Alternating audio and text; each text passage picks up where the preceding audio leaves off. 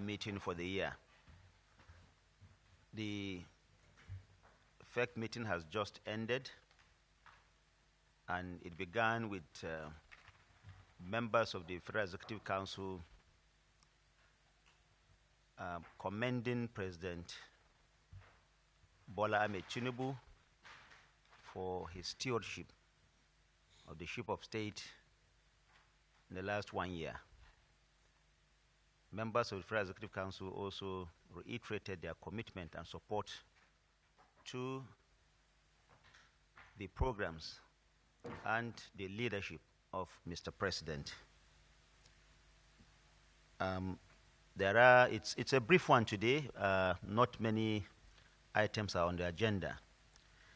The first one is the 2025 budget that will be presented to the National Assembly.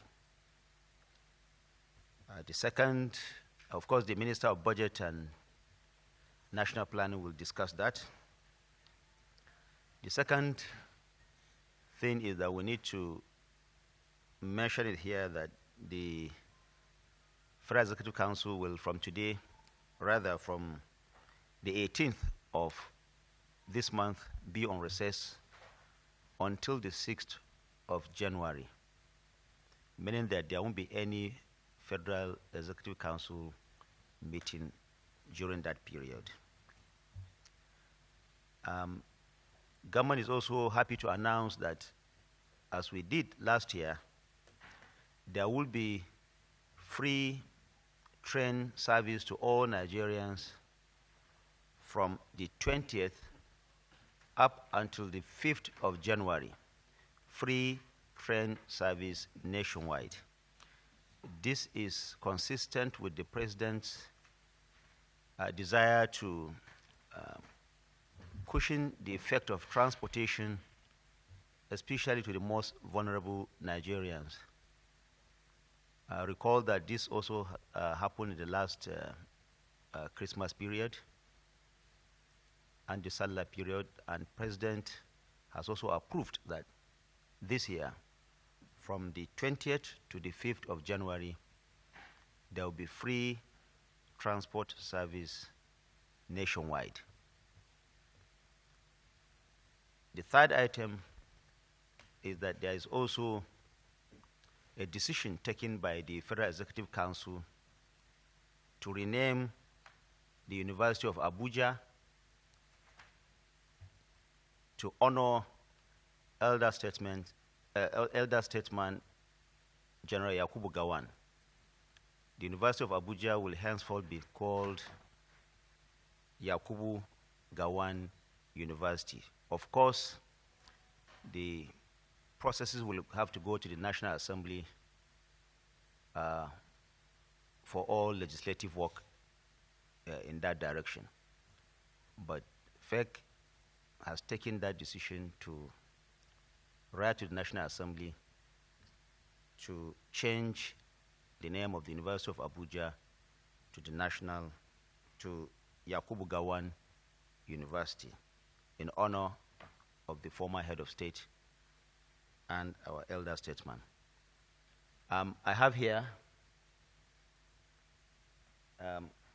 four of my colleagues, the Honorable Minister of Finance and the Coordinating Minister of Economy, who is going to give us a background, the premise upon which the 2025 budget is built. We also have the Honorable Minister of Power here, reflect on our nation and take this support into the new year in the interest of our country. Like I always say, please report responsibly and objectively in the interest of our country. Let me first bring the Honorable Minister of Finance and the Coordinating Minister of the Economy to address you. Of course, after his address, we will take some questions, but I urge you, as I always do, to please restrict this to Thank you very much, and a very good afternoon. Honorable ministers, my colleagues, gentlemen of the press, distinguished ladies and gentlemen, just as we have heard from the Honorable Minister for Information and National Orientation, today was a day for considering and passing the 2025 federal budget proposals.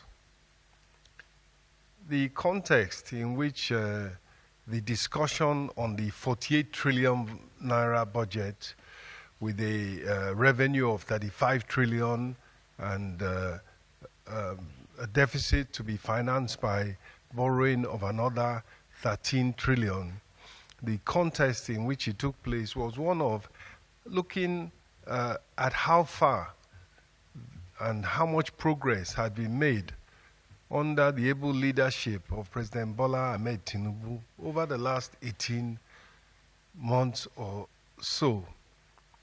And even looking at it from an international context, whereby governments around the world are concerned to achieve fiscal sustainability, revenue, expenditure, and borrowing that is balanced, sustainable, and creates an environment in which the economy can grow. Private sector-led economies such as ours and others, they rely on investors to put down their money in various projects, increase productivity, create jobs, grow the economy, and in the case of countries such as ourselves, pull the people out of poverty. And it is against that background that the cabinet reaffirmed the fact that they are collectively responsible for implementation of the programs and policies and strategies of His Excellency, Mr. President. And in that context, major reforms have put us in a place now where we have market pricing of petroleum products, market pricing of foreign exchange, and indeed some effort has been made to improve the pricing environment around even electricity. And it is on this basis that we now daily hear of announcements. Just recently, Shell announced the $5 billion investment. Total announced a multi-billion-dollar investment just before that. And there are so many others that are expressing interest in investing. So progress has been made. There is greater fiscal sustainability. And as I said, even in the European countries, they are struggling to achieve some of these critical macroeconomic reforms that are the basis of the Nigerian effort to get this economy stable and growing again. And as we've said elsewhere, this budget is based on government spending in critical areas, but also, more importantly, encouraging and making room for private sector investment. And the omens are good. If you look at the fact that for the first time in about 35 years, we have domestic refining of crude petroleum, not just to give petrol, but also raw materials for industry across a whole range of industries, from pharmaceuticals to building products to textiles. And of course, we have raw materials, we have gas for fertilizer.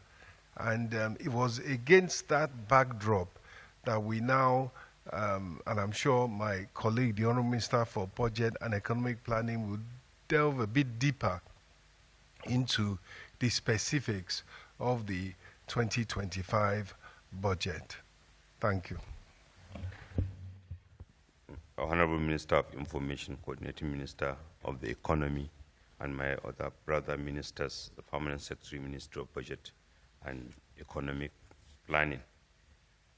Today, the Federal Executive Council approved the budget proposals for 2025 with amendments which Mr. President directed following a presentation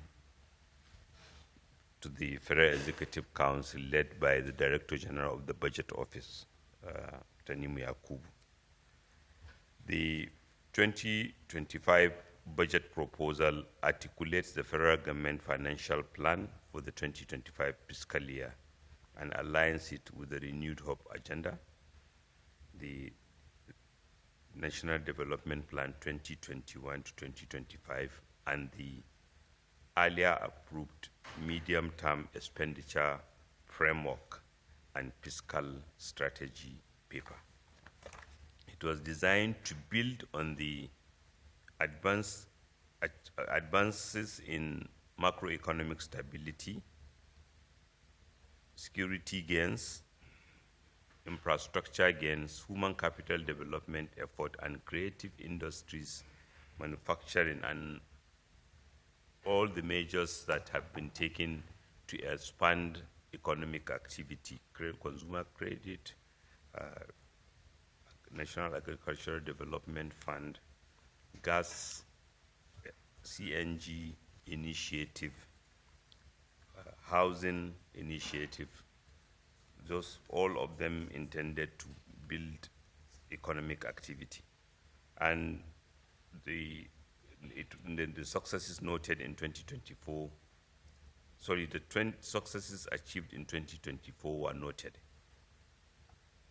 The 2025 framework is based on a benchmark, oil price benchmark of $75 per barrel, oil production of 2.06 million barrels per day, exchange rate of 1,400 naira. All these are already included in the medium term of expenditure framework, which we have presented here, which have also been approved by the National Assembly. So the total projected revenue for 2025 stands at 34,820 billion, out of which the expenditure is projected at 47,960 billion, which is an increase of 36.8% from the 2024 estimate. The deficit for 2025 is projected at 13.13, representing 3.89% of GDP. If you recall, this administration inherited 6.1 from the 2023 budget, but given the success achieved in 2024, we still aiming to maintain deficit below the inherited threshold. The comments were taken from by the members of the Executive Council, and Mr. President directed some consequential adjustment while approving the figures. Thank you.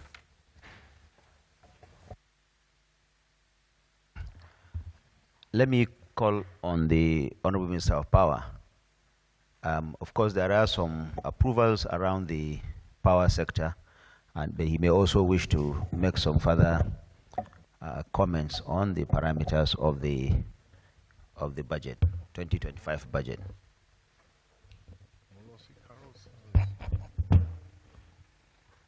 Thank you very much, HM. Good afternoon, gentlemen of the press. At the Federal Executive Council meeting held this afternoon, there were basically two approvals for the Federal Ministry of Power as presented.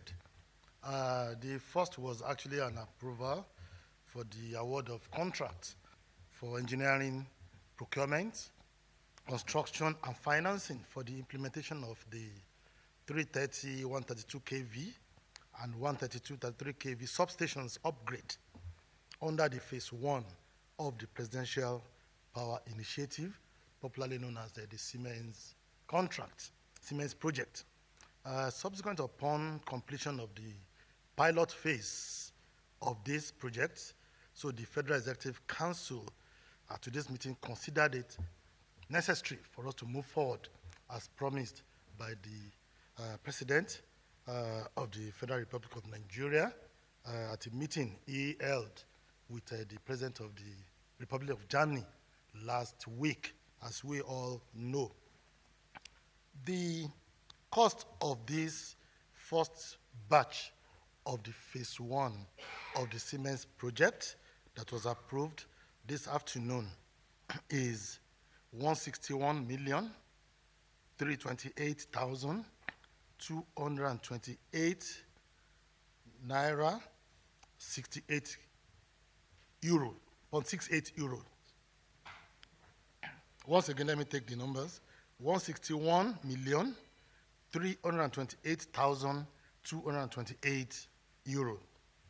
And the phase 1 of this Siemens project, as it relates to the transmission upgrade and expansion, actually include 14 brownfield substations that need upgrade and revamping, and 21 greenfield substations, which are new substations to be built across the country to improve the transmission segment. And the first batch of this phase 1 of the project include 1, Onitsha 330, 132, 33 kV substation under the Enugu Electricity Distribution Company. 2, Offa 132, 33 kV substation under the Ibadan Electricity Distribution Company. There is the new Abeokuta 330, 132, 33 kV substation. We have Ayede 330, 132, 33 kV substation. And lastly, Sokoto 132, 33 kV substations. Those are the 5 substations to be worked upon and under the first batch of this phase 1 of the Siemens project. And we expect that this will further improve and stabilize the transmission segment of the power sector value chain in no distant future on completion. The second approval that was given at the FEC this afternoon actually relates to the award of contract for the acquisition of an office complex for the Nigeria Electricity Liability Management Company, which you all know as NEMCO. And the office complex approved for outright purchase is at plots number 2148, Cadastral Zone A02, Use1 District, Abuja, for NEMCO. And the cost of this acquisition is 1.7 billion naira, inclusive of 7.5% VAT.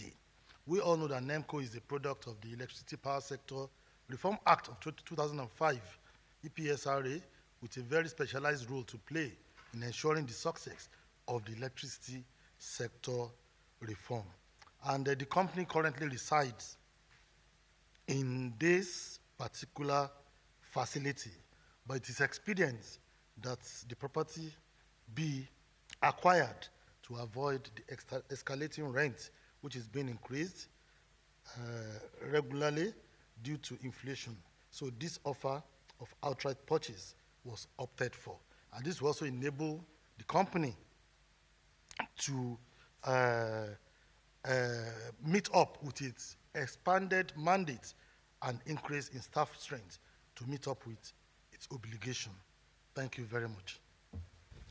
Today, at the Federal Executive Council meeting, Mr. President, President Bola Ahmed Tinubu graciously moved a motion for FEC approval for the renaming of University of Abuja to Yakubu Gowon University, Abuja.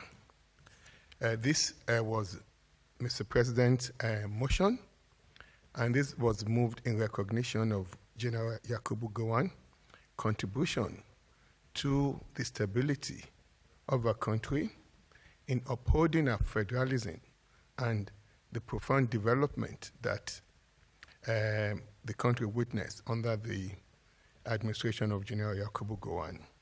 And this was to demonstrate Mr. President's recognition to the former head of state of this country. FEC unanimously approved President Bola Ahmed Tinubu's motion to recognize General Yakubu Gowon. So what we will now do at the Ministry of Education, we will prepare the necessary document to change the heart, which would have to be approved eventually by the National Assembly. So, Mr. President moved the motion for University of Abuja to be renamed General Yakubu Gowon University, Abuja. Now, I would also like to thank and appreciate President Bola Ahmed Tinubu for his intense belief and commitment to expanding the human capital development of our country by significantly increasing budgetary allocation to the three major components of human capital development of any country.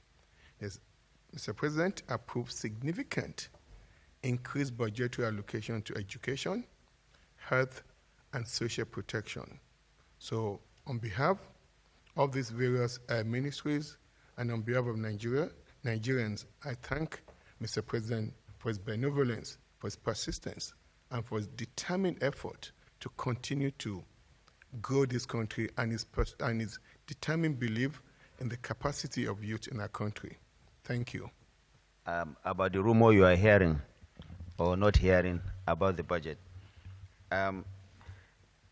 Usually the executive engages the National Assembly, whose responsibility it is to agree or not to agree on days of presentation.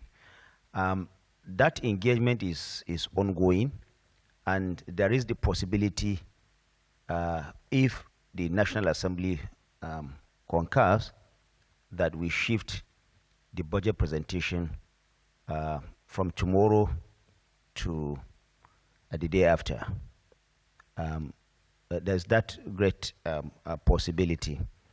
But you should know that it is the responsibility of the National Assembly. The executive always engages the National Assembly requesting for their time for budget presentation, and the National Assembly traditionally will concur, accept, or defer or give another date for that presentation. Now, I'm not suggesting that they have done that in this case, but there is an engagement with the National Assembly that could lead to the possibility of postponing the presentation from tomorrow to the day after. There was another question about road transport, whether, again, the Federal Executive Council, Mr. President, or the Federal Executive Council is also giving free road transport during this Yuletide period and the New Year. The answer is no. What Mr. President has approved is for train services to be free from the 20th of December up to the 5th of January to cover the period that people are going for Christmas and the New Year. Thank you. Let me bring in the Honorable Minister of Power, because it appears that, and then I will come to budget, it appears that a lot of questions have gone in that direction.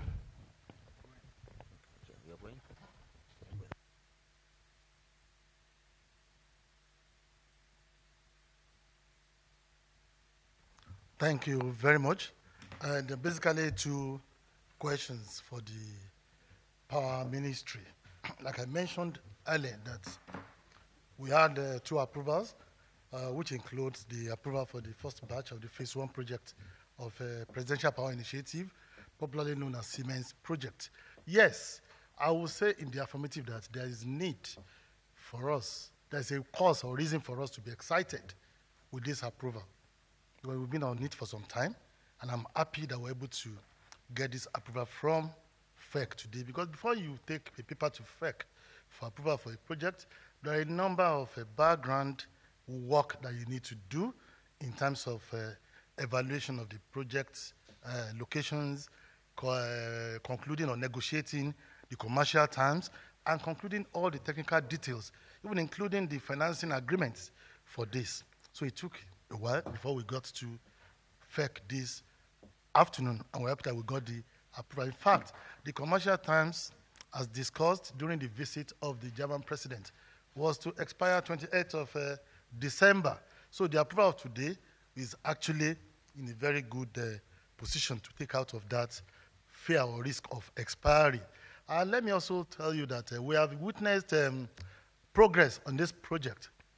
The phase one is not the first phase of this project.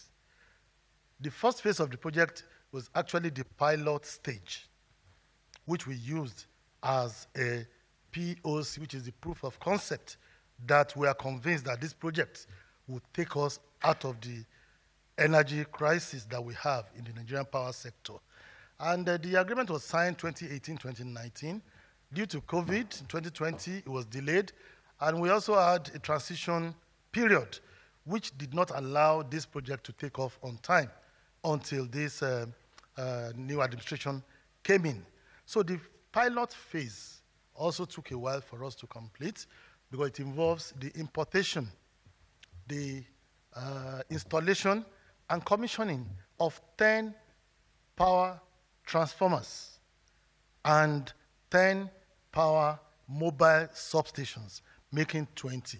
And I'm happy to inform you that this phase of that project is over 80% completed. And even before the end of this year, the remaining 2 power transformers and mobile substations will be commissioned. I can assure you that. So we're going to have about 100% completion of that pilot phase. And we are now convinced that we could move ahead to the phase one of the project. You could not just jump to phase one without you satisfying yourself that we're actually in the right direction. So I believe that with this approval today, we're going to accelerate the completion of this project, and the power sector will not remain the same again. I can also tell you that the approval of today actually demonstrates the sensitiveness of and responsiveness of Mr. President to ensure that the power sector is turned around and Nigerians are able to enjoy uninterrupted, affordable, and functional electricity in our households, in our businesses, in our institutions, be it educational and health, and in our industry. That is number one. Then the number two is the fact that we know that the transmission grid is old, it is weak, and the components are dilapidating, which includes the power substations, which includes all the high voltage transmission power lines, which also includes all the towers. And vandalization is also not helping matter. When a facility is old and is also being attacked, it is not unlikely that we're going to be having these incessant problems that we are having. And I've promised you that we'll continue to manage the grid and reduce the occurrence of grid disturbance. And each time we are unlucky to have a disturbance that leads to a partial or full collapse, the turnaround time is going to be reduced to minimum or maximum of 24 hours. The last time we had this was a few days ago, and between 20 and 30 minutes, the entire grid was up again. That is the problem we'll continue to manage, and that is our own cross, and we'll continue to survive with it. But with this project, I believe that the future is promising for the national grid, and Nigerians will no longer have history of incessant grid collapse. That's my word. Then the second question has to do with the issue of the mini grid or the utility scale solar power sources that I spoke about.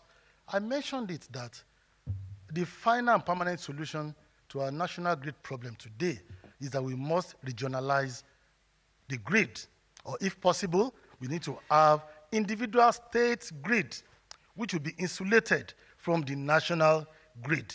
If there's a disturbance or a partial collapse or a full collapse of the national grid. Why we all know about it is because the light will go out and the consumers will feel that there's a problem. But the moment there is a backup or there is a failover in each of the states, nobody will know that there is a problem with the grid. So that is the permanent solution, and each of our states will have embedded power plants within the state, and there will be transmission and distribution within the territory of each state that will be insulated from the national network. Even when we have this, vandalizing the grid will also not be attractive to the vandals, because they have seen the grid as a veritable and potent source of creating national disturbance. That's why we keep seeing this vandalization. Out of 12 disturbances we had this year, 8 of them relate to vandalization. There are just about 4 that you could trace to technical problems, which our team are actually up to in fixing. So I believe that the mini grid project, the utility scale solar power source project, will go on concurrently with the transmission project of Siemens. Well, one is national grid, the other is to have alternative power sources. And I believe the state governors are buying into this. And the NGF will give us all the support that we require to ensure that we provide each state with an insulated or independent state grid that will not be affected by the national grid. And lastly is the fact that even the Nigerian Economic Council, NEC, has also bought into this with the committee that was launched last week that includes all the state governors and the Federal Honorable Minister of Finance and the Coordinating Minister for the Economy, including myself and a couple of other ministers for the critical sectors. With this, I believe we're going to achieve an industry that will be strong, that will be resilient, and that will serve our needs in Nigeria, in household, businesses, institutions, and industries. Thank you very much. That was quite comprehensive, Honorable Minister of Power. Let me bring in the Honorable Minister of Budget, who will answer questions as regards the budget cycle, January to December, and the performance of the budget itself. Thank you once again, Honorable Minister. The first question is on the 2.06 million barrels per day projection.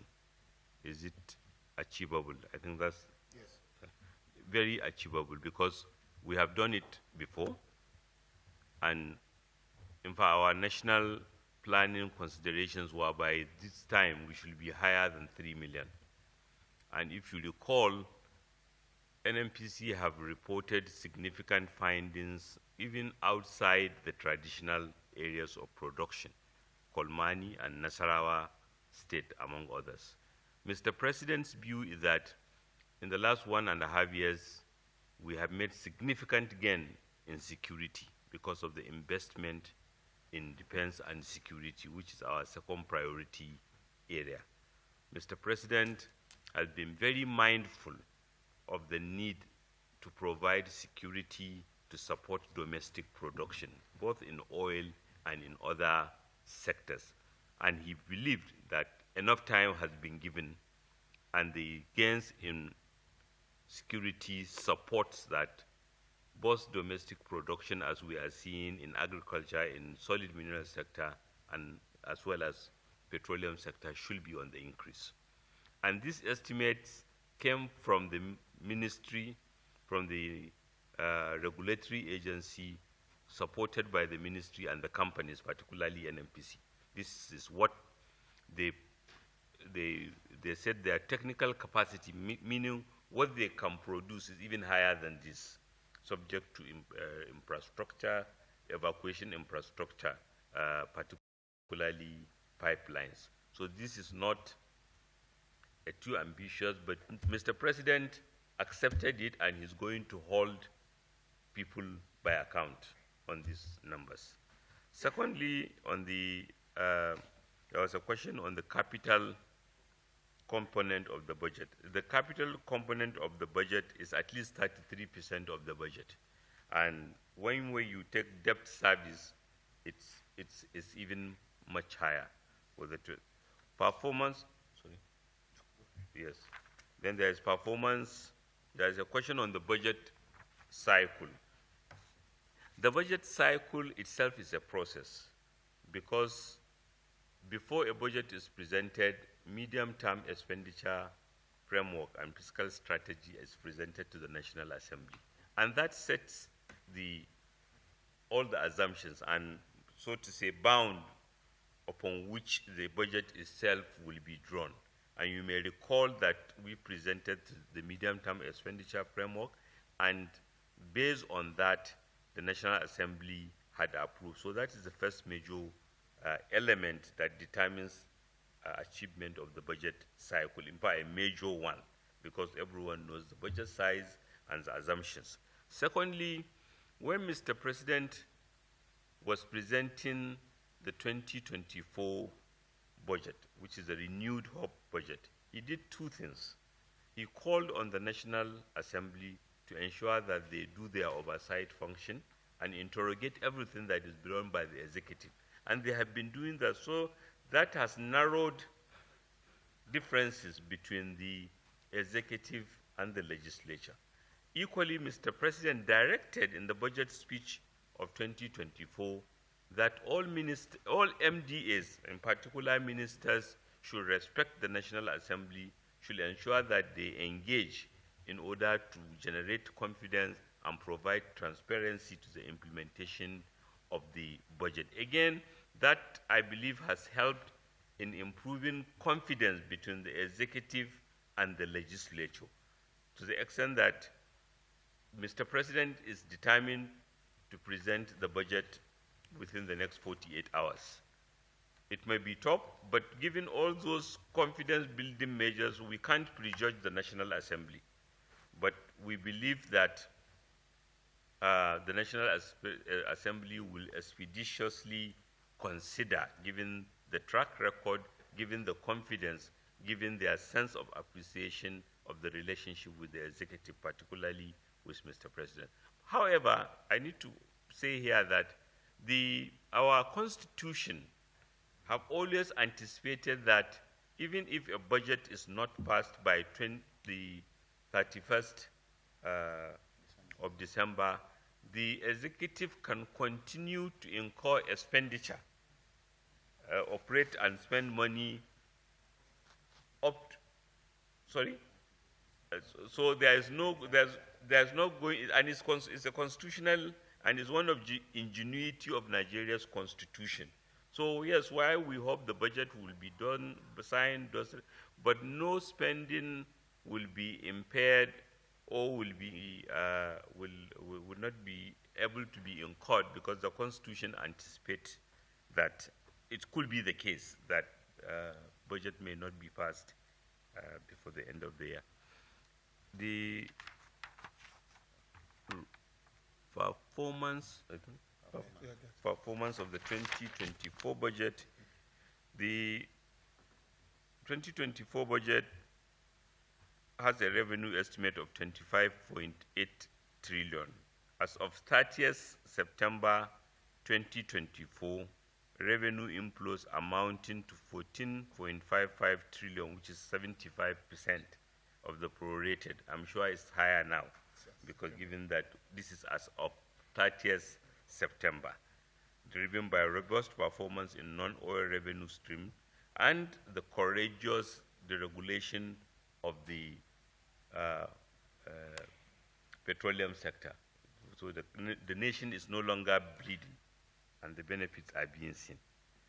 Equally, on the expenditure side, the 2024 budget forecasted an expenditure of 21 trillion, and the 21 trillion with 8.9 allotted to debt service, 4.2 trillion on personnel, 5.86 trillion was released for capital expenditure, of which MDS utilized 51% for projects. Budget performance on debt service is 100%. We are not defaulting. Part of what Mr. President did, led by the coordinating minister of the economy, is to ensure that and to convince the investing public and the creditors that will never default on our obligations, including the very challenging non-recourse to ways and means beyond the legal limits. Equally, the performance on personnel and pension is about 100%, and the capital performance is about 51%. Thank you very much. Thank you, gentlemen. Thank you for all the questions. For the first time, you want to add something? There is an addition from the Honorable Minister of Power.